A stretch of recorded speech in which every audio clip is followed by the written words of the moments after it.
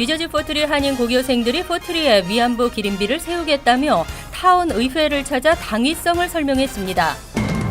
트럼프 행정부가 시민권 자녀를 둔 불법 치료 부모들의 추방을 유예하도록 한 이민 개혁안을 공식 폐기했습니다. 한국 병무청이 병역 의무를 회피하기 위해 한국 국적을 포기하는 경우 제재를 대폭 강화할 방침입니다. 퀸즈 자메이카에 신축한 극빈층 대상 서민 아파트가 입주자를 모집합니다. 최근 한인들의 $10,000 이하 현금 분산 입금이 잇따라 적발되고 있습니다. 이상은 이 시각 주요 뉴스입니다. 여러분 안녕하십니까? KBN 뉴스입니다. 뉴저지 포트리의 한인 고교생들이 주축이 돼 만들어진 단체가 포트리에 위안부 기림비를 세우겠다며 타운 의회를 찾아 당위성을 설명했습니다. 고교생들은 위안부 기림비는 여성 인권 유린의 참상을 알리고 교육하는 중요한 역할을 할 것이라며 정치인들을 설득했습니다. 보도에 지한샘 기자입니다. 어제 저녁 포트리 타운홀에서 열린 위안부 기림비 관련 회의. 한인 고교생들이 주축이 되어 만들어진 유스 카운슬 오브 포트리 YCFL 학생들이 참석해 그들이 추진 중인 위안부 기림비의 필요성을 설명하고 타운에 협조를 구했습니다. YCFL의 조셉 홍 회장은 과거 2차 세계대전 당시 수많은 여성들의 인권이 유린되었다며 위안부 기림비는 이러한 사실을 지역사회에 알리고 교육하는 역할을 할 것이라고 설명했습니다. 기림비에 새겨질 추모시를 소개한 여학생은 과거 할머니들에게 너무나 끔찍한 일들이 일어났다며 다시는 이런 일들이 되풀이되어서는 안 된다고 말하고 눈물을 흘리며 배경을 소개했습니다. When I wrote this poem, I thought of my own grandmother, my 할머니. My 할머니 is the inspiration behind this poem, so as my grandmother tells me. And I wanted to preserve this inspiration in my piece.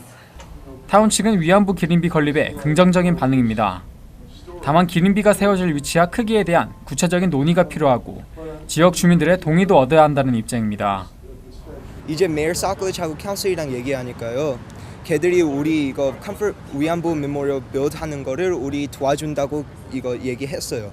그래서 우리가 이거 feeling of it, the vibes of it 그런 거를 좋아하고 그래서 이거 우리 하는 거를 이제 앞으로 도와준다고 했어요. 그래서 이제부터는 얼마나 커야 되는지 어디에 할 건지 걔들이 지난해 6월부터 활동해온 YCFL은 위안부 이야기를 담은 영화 귀향을 보고 기림비 건립을 추진하게 되었다고 밝혔습니다. 현재 논의되고 있는 설치 장소는 포트리 한국전 기념비가 있는 프리덤 파크 등이며 기림비 건설 비용 $35,000는 모금으로 충당할 계획입니다. KBN 뉴스 지한샘입니다.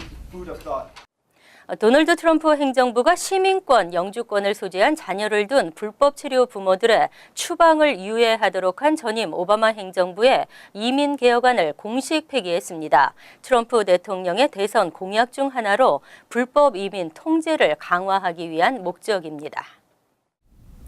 국토안보부가 철회한 이민자 추방 유예 조치는 오바마 행정부가 2014년 11월 불법 체류자의 자녀가 미국에서 태어나 시민권, 영주권을 얻은 경우 불법 체류 중인 이들의 부모에 대해 추방을 유예하고 2년짜리 취업 허가증을 신청할 수 있도록 하는 다파 프로그램입니다. 2010년 이후부터 불법 체류 상태여야 하고 범죄 경력이 없어야 한다는 등의 조건이 붙어 있었지만 약 400만 명이 혜택 대상이었습니다. 그러나 텍사스주를 비롯한 20여 개 주에서 오바마 당시 대통령이 권한을 남용했다면서 이 같은 조치에 대해 소송을 제기하면서 제동이 걸렸고 특히 연방대법원이 지난해 6월 최종 이들의 손을 들어주면서 다파 프로그램은 사실상 좌초한 상황이었습니다. 따라서 이번 조치는 실질적 효과를 내기보다는 트럼프 행정부의 반불법 이민 기조를 재확인한 것으로 풀이됩니다. 존 켈리 국토안보부 장관은 성명을 통해 다파 프로그램 철회를 발표하면서 이미 금지된 정책을 더 이상 법적으로 다툴 길이 없기 때문이라고 설명했습니다. 한국 병무청이 병역 의무를 회피하기 위해 한국 국적을 포기하는 경우 제재를 대폭 강화할 방침입니다. 국적 회복이 영구히 제한될 수 있습니다. 2012년부터 16년 한국 국적을 포기한 병역 대상자 총 17,229명 중 90%가 외국 국적을 취득한 후 한국 국적을 포기하면서 병역 의무에서 벗어나는 경우로 나타났습니다. 선천적 복수 국적자의 국적 포기는 단 9.6%로 나타났습니다. 병무청은 15일 국정기획자문위원회 업무 보고에서 병역 의무를 이행하지 않은 채 한국 국적을 상실, 이탈한 경우 만 30세가 지나면 한국 국적 회복을 제한하는 국적법 개정을 추진하겠다고 밝혔습니다. 이번 개정안은 고의가 아니더라도 병역 의무를 이행하지 않는 모든 경우를 대상으로 국적 회복을 원천 불허하겠다는 것이며 특히 해외 동포들에 대해서도 예외가 없는 것으로 알려져 논란이 예상됩니다. 선천적 복수 국적자는 만 18세가 되는 해 3월 31일까지 국적 이탈 신고를 하지 않을 경우 병역 문제도 발생하지만 미 정부 공직 진출 시 불이익을 당할 수 있어 국적 이탈이 늘고 있습니다. 병무청은 이들도 제재 대상으로 삼겠다는 것입니다. 이와 함께 만 65세 이상 외국 국적 동포의 복수 국적도 병역 의무를 이행하지 않았을 경우 불허하는 방향으로 개정안이 추진되고 있습니다. 지난해 11월 임용된 팰리세이즈 파크타운의 2명의 신임 한인 경찰관이 6개월 과정의 교육을 모두 마치고 정식 임관했습니다. 어제 저녁 뉴저지 팰리세이즈 파크 타운홀에서 신임 한인 경관의 임관을 축하하는 행사가 열렸습니다. 지난해 11월 임명된 사뮤엘 김, 제임스 박 두 한인 경관은 지난 6개월 동안 버겐 카운티 경찰학교에서 교육을 받고 어제 공식 입관했습니다. 그래서 한국 사람들 위해서 제가 많이 도움이 될 것 같고요. 그냥 건강하게 오랫동안 한국 사람들하고 이제 펠팍 커뮤니티하고 제가 잘 해주고 싶습니다. 거기 펠팍 한인들 위해서 많이 도와주고 싶고요. 이제 뭐 컬처고 랭귀지가 트랜슬레이션 같은 거를 잘 도와주고. 사뮤엘 경관은 앞서 4년 동안 앰트랙 경찰로 일한 경험이 있고 제임스 박 경관은 펠팍 교통경찰과 경찰서 문서 관리 업무를 담당한 바 있습니다. 퀸즈 자메이카의 극빈층 대상 서민 아파트가 신축됐습니다. 총 84가구가 입주 신청을 받고 있습니다. DNF 개발그룹이 최근 신축을 마친 퀸즈 마스텐스트리 선상의 아파트 84가구가 서민 아파트로 분양되면서 현재 입주 신청을 받고 있습니다. 8층 규모의 건물로 스튜디오 8개 유닛, 원베드룸 31개 유닛, 투베드룸 45개 유닛입니다. 특히 이 서민 아파트는 뉴욕시 극빈층을 위한 프로젝트의 일환으로 입주 신청 자격을 충족하는 기준 소득도 매우 낮아 스튜디오는 연소득 최저 $14,503, 원베드룸은 연소득 최저 $15,532, 투베드룸은 연소득 최저 $18,515 등입니다. 근처 대중교통과의 연계도 용이하며 건물에는 엘리베이터, 보안을 위한 감시 카메라, 방문자를 직접 영상으로 확인할 수 있는 비주얼 인터컴 시스템도 갖춰져 있습니다. 주차장, 세탁실과 커뮤니티룸, 자전거 보관소도 구비했습니다. 입주 신청 마감은 8월 14일까지이고 퀸즈 커뮤니티 보드 12 거주자에게 우선권이 주어집니다. 서민 아파트 입주 신청에 대한 정보는 웹사이트에서 확인 후 온라인 신청도 가능합니다.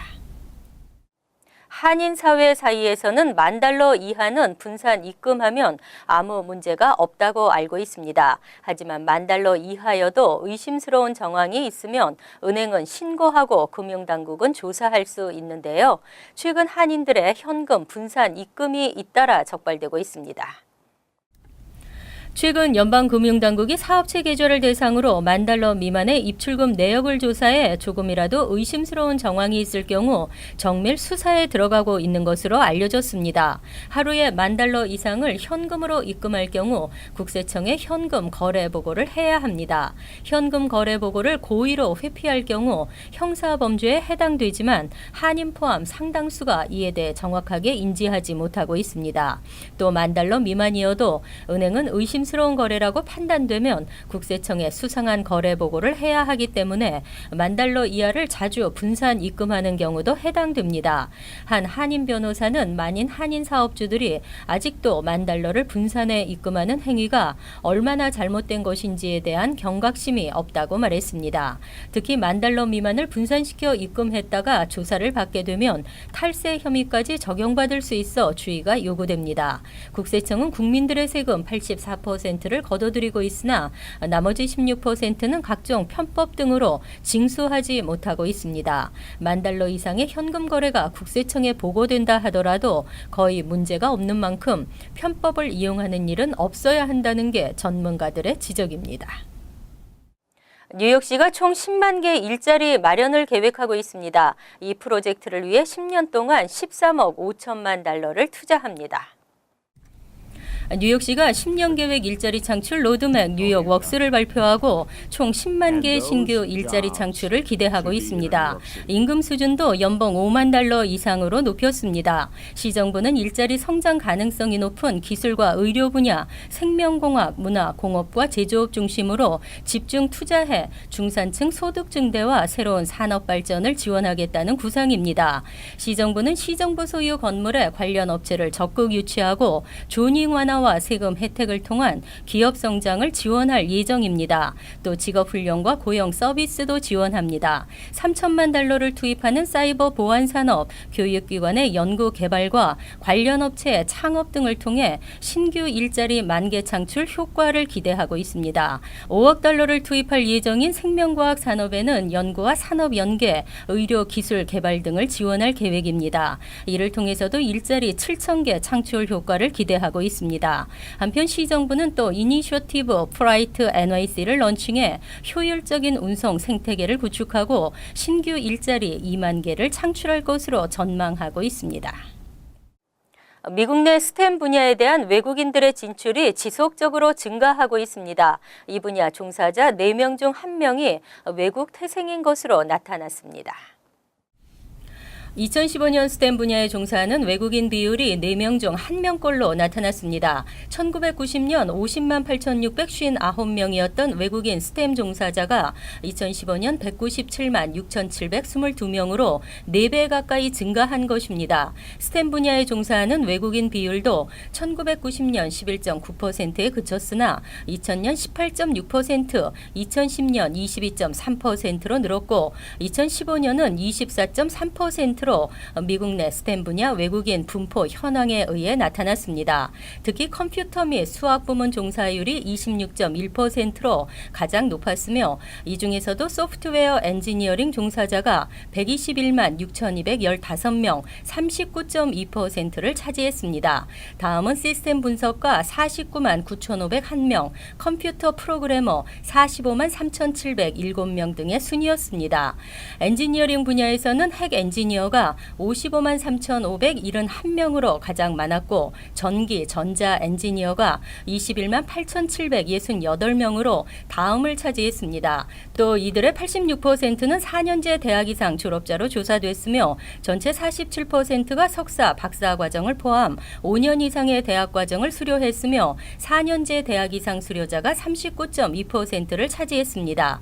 이들은 미국 내에서 긍정적 경제 효과를 창출하는 것으로 보고서는 분석했습니다. 전국에서 뉴욕주는 학생 1인당 교육비를 가장 많이 투입하는 것으로 조사됐습니다. 뉴욕시 역시 학생에게 투자하는 예산이 가장 많은 도시로 나타났습니다. 뉴저지는 전국에서 5번째로 조사됐습니다. 연방센서스국이 최근 발표한 2015 회계년도 교육 예산 현황에 따르면 뉴욕주는 학생 1인당 연 21,206달러의 비용이 들어가는 것으로 집계됐습니다. 전국 평균의 학생 1인당 교육 비용은 11,392달러로 나타나 뉴욕주는 무려 86%나 높게 조사됐습니다. 캘리포니아는 전체 학생 620만 명에게 751억 달러의 교육 예산이 배정돼 1인당 1,467달러에 그쳤습니다. 뉴욕주 다음으로 학생 1인당 교육 예산이 높은 곳은 알래스카주로 2172달러로 나타났으며 다음은 워싱턴 DC가 19,396달러로 조사됐습니다. 뉴저지주는 18,235달러로 나타나 전국 5위에 이름을 올렸으며 4위는 커네티컷주로 나타났습니다. 전국 도시별 교육 예산을 가장 많이 사용한 곳은 뉴욕시로 나타났습니다. 뉴욕시는 학생 1인당 21,980달러를 사용했습니다. 다음은 매사추세츠주 보스턴이 21,552달러로 2위에 랭크됐습니다. 한편 뉴욕시는 학생이 가장 많은 도시로 나타나 총 학생 99만 5천 명이 뉴욕시 교육청에 이름을 올렸습니다.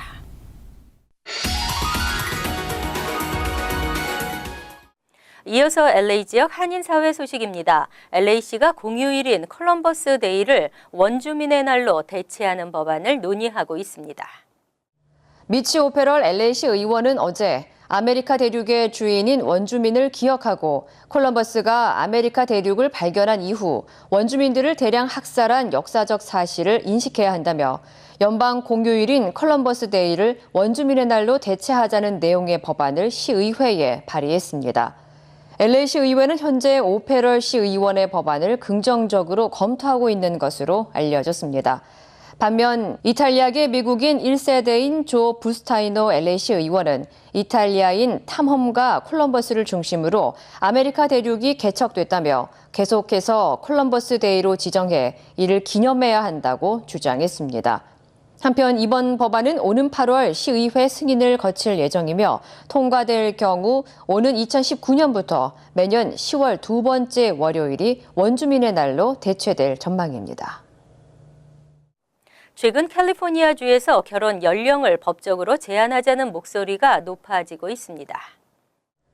인권단체 언체인드 라스트에 따르면 지난 2000년부터 10년 동안 38개 주에서 미성년자 16만 7천여 명이 조혼을 한 것으로 조사됐으며 특히 캘리포니아주의 미성년자 결혼 비율은 5.5%로 전국 결혼 비율보다 0.9% 더 높은 것으로 나타났습니다.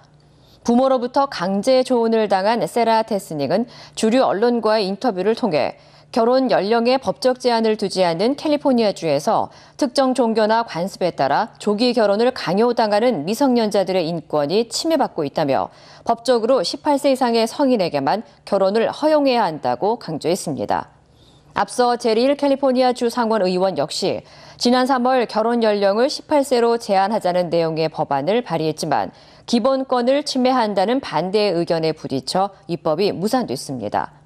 한편 캘리포니아주를 포함한 대부분의 주에서는 결혼을 공식적으로 허용하는 나이는 18세로 제한하고 있지만 법원이나 부모가 허용한 경우에는 나이 제한을 두고 있지 않습니다. 간추린 소식입니다. 40세 입양아 출신 컬스틴 슬래븐 씨가 서포 카운티 스미스타운장 선거에 독립당 후보로 출마한다고 공개 선언했습니다. 슬래븐 씨는 정치 경험이 공적인 일을 하는데 도움이 되지 않는다고 생각한다고 밝히며 나는 평생을 스미스타운에서 살며 이곳을 가장 잘 알기 때문에 주민들이 원하는 것을 누구보다도 잘 해결할 자신이 있다고 강조했습니다.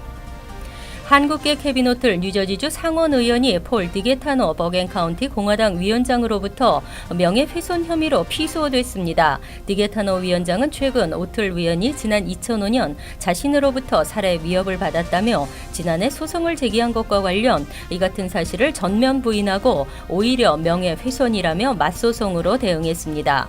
한편 오틀 의원은 한인 최초로 뉴욕 뉴저지 항만청 커미셔너 자리에 올랐습니다.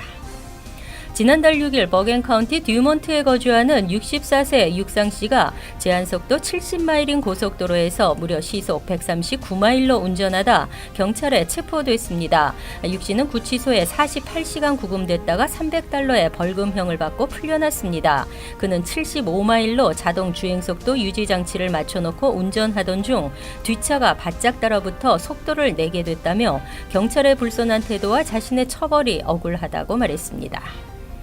앞으로는 스마트폰으로도 시민권 시험 준비를 할 수 있게 됐습니다. USCIS는 스마트폰으로 시민권 시험의 시빅 테스트를 준비할 수 있는 무료 앱을 출시했습니다. 이 앱을 통해 시민권 인터뷰 시 보게 되는 역사와 정부 시험 시빅 테스트 100문항을 공부하고 정답을 확인할 수 있습니다. 앱은 스마트폰 게임을 하듯 재미있게 만들어졌으며 영어와 스페니쉬로도 들을 수 있습니다. 다음은 시사 컬럼이 이어집니다.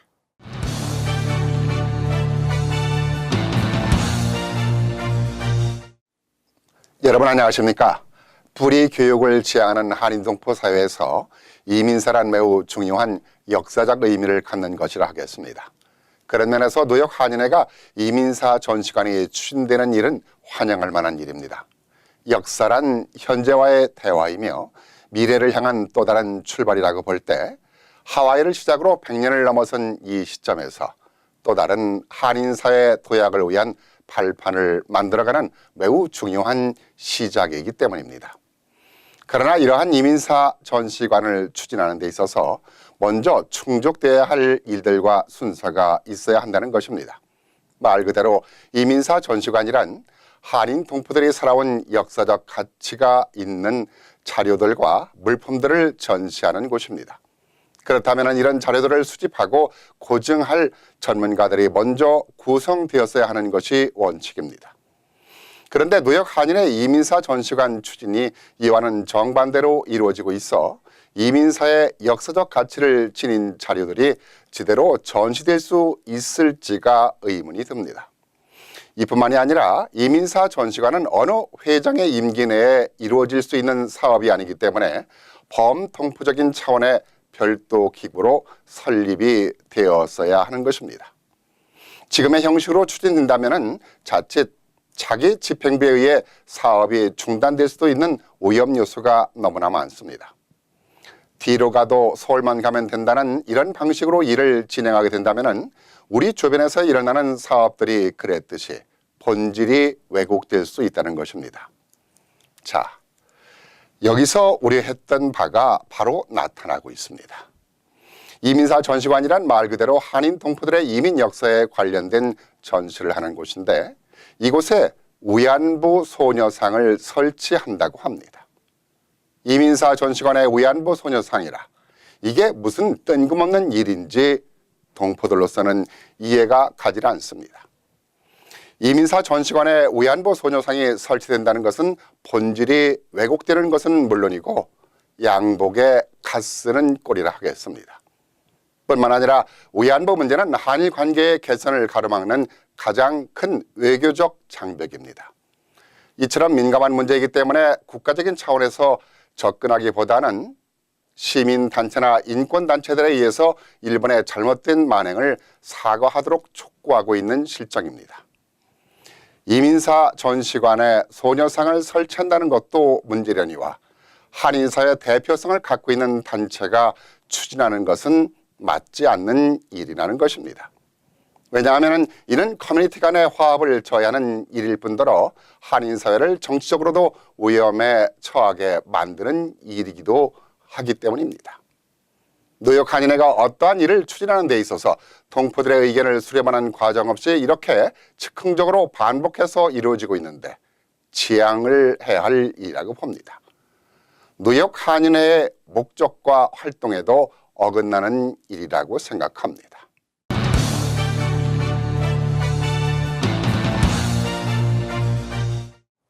환율과 증권 소식입니다.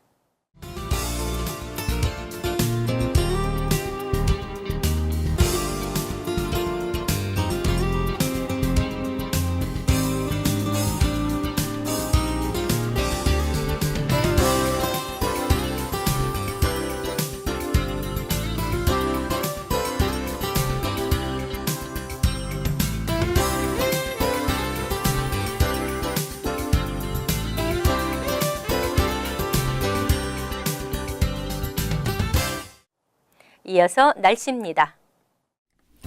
토요일은 간간히 흐리다 오후에는 지역에 따라 천둥과 번개가 치겠습니다. 낮 최고 기온은 78도, 섭씨 26도, 밤 최저 기온은 70도, 섭씨 21도로 예상됩니다. 일요일도 간간히 흐리겠으며 후덥지근한 날씨가 예상됩니다. 월요일 역시 흐리겠으며 천둥과 번개를 치겠습니다. 이상으로 KBN 뉴스를 마칩니다. KBN과 함께 편안한 주말 되시기 바랍니다.